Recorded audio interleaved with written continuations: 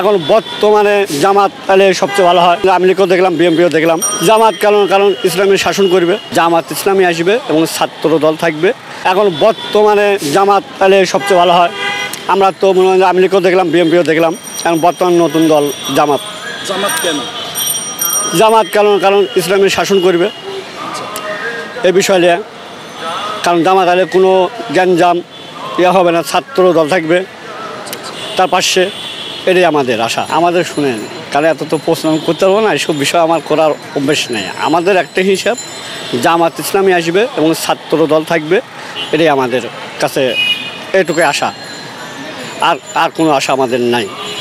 আইসে একটা জিনিস করবে জামাত ইসলাম, এই যে আপনার রিক্সাওয়ালারা যারা পায়ে চালায়, এদের দিন মজুরি, এদের মনে করেন যে খাবার নেই। আপনার আমেরিক সরকার এসে আপনার অটো নামাইছে, নামানোর কারণে আজ মনে হয় পাওয়ার চালাদের অনেক কষ্ট।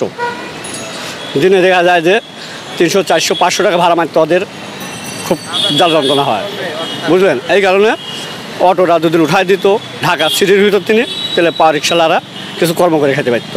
আমার এই একটু আশা ছাত্র ভাইদের কাছে। আমার বয়স প্রায় 70 চলে। তো পাকিস্তান আমল সব কিছু দেখছি না।